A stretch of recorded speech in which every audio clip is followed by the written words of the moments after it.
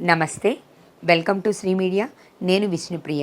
September నెల రాశి ఫలితాలు ఎలా ఉన్నాయి, 12 రాశుల వాళ్ళకి సెప్టెంబర్ నెలలో ఎలా ఉందో ఇప్పుడు తెలుసుకునే ప్రయత్నం చేద్దాం. మనతో పాటు ఉన్నారు గురువుగారు లక్ష్మీనారాయణ గారు. గురువుగారితో మాట్లాడి 12 రాశుల యొక్క వివరాలు తెలుసుకుందాం. నమస్తే గురువుగారు. నమస్కారం. ఈ నెలలో సెప్టెంబర్ నెలలో 12 రాశుల వాళ్ళ యొక్క ఫలితాలు ఎలా ఉన్నాయో మనం ఒక్కొక్క రాశి ద్వారా తెలుసుకుందామా గురువుగారు? మంచిది. ముందు రాసులు, గ్రహాలు.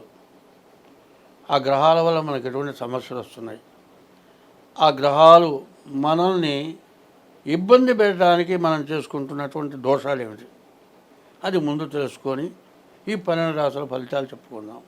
మన ప్రవర్తనే మనల్ని గ్రహాలు వేధిస్తున్నాయి అనేది ప్రతి వాళ్ళు ఏం చేస్తున్నారంటే, ఏ గ్రహం బాగాలేదు, ఏ దోషము, దానికి ఏం చేయాలి, గ్రహ దోషాలకే చేస్తున్నారు. కానీ ఈ గ్రహాలు పట్టడానికి తగినటువంటి మనం చేస్తున్నటువంటి దుష్కార్యాల గురించి ఎవరూ ఆలోచించటం లేదు. అవును, వచ్చిన వాటికి పరిహారాలు చూస్తారు, ఎందుకు వస్తున్నాయి అనేది తెలుసుకోవట్లేదు.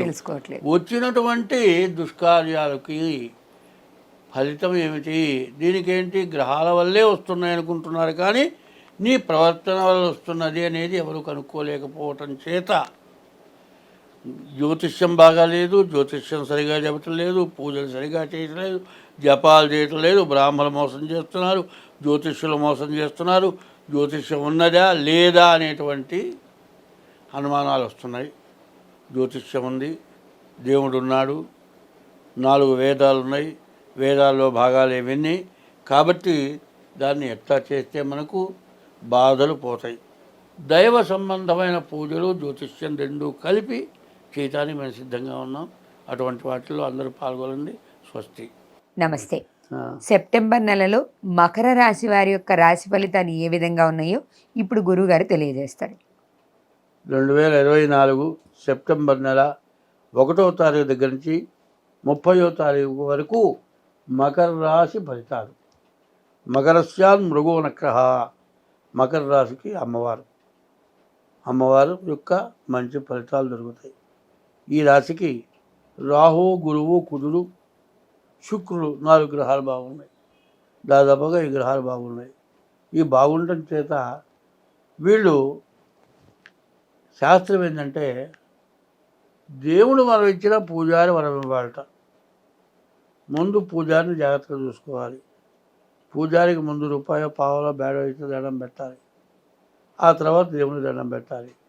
మధ్యలో యముడు గారు మాత్రం పూజారి, దైవభక్తుడు, వాడి ఆశీర్వాదం కావాలి. అట్లాగే అమ్మవారి కొడుకెవరు, గణపతి. ఈ నెలలో ముందు గణపతిని పూజించాలి. మీ గ్రహశాంతులు ఏమన్నా ఉంటే చేసుకోండి. శని ద్వితీయంలో ఉన్నాడు. శని విపరీతమైన నష్టపెట్టేవాడు మకర రాశికి. ఈ శనికి పూర్తి శాంతి చేసుకోవాలి. ఎందుకంటే ఏళ్ళనాటి శని చివరి భాగం 1 సంవత్సరమే ఉంటుంది. ఈ టైంలో వచ్చేటువంటి నష్టాలు ఎవరు పూడ్చలేరు. కాబట్టి చివరిదాకా వచ్చిన తర్వాత చాలా జాగ్రత్త పడాలి. డాక్టర్ ఏం చెబుతాడు, దెబ్బ తగిలింది, కట్టు కడతాడు, కాస్త గాలాడినవయ్యా అంటాడు. గాలాడినమనగానే శుభ్రంగా దాన్ని నీళ్ళు పోసి తడుపుతారు, మట్టి మశానం కలిసి కొడతారు, మళ్ళీ మొదటికొస్తుంది. అట్లా రాకుండా ఉండాలి అంటే శని ద్వితీయంలో ఉన్నాడు. ద్వితీయము ధనవాగ్విత్తం. ఈ ద్వితీయంలో ధనాన్ని రక్షిస్తాడు, కానీ పూర్తిగా నష్టపెడతాడు. వచ్చిన డబ్బులు నాశనం అయిపోతాయి. కాబట్టి 6వ కుజుడున్నాడు. కుజుడు కూడా కాస్త ఇబ్బంది పెట్టేవాడే. కాబట్టి ఈ రాశి వాళ్ళు శని, తర్వాత రవి, బుధుడు, కేతువు, ఈ 4 గ్రహాలకి పూర్తి శాంతి. శనికి 19,000 జపం, నల్ల నువ్వుల దానం. బుధుడికి 17,000 జపం, పెసల దానం. రవికి 6,000 జపం, గోధుమల దానం.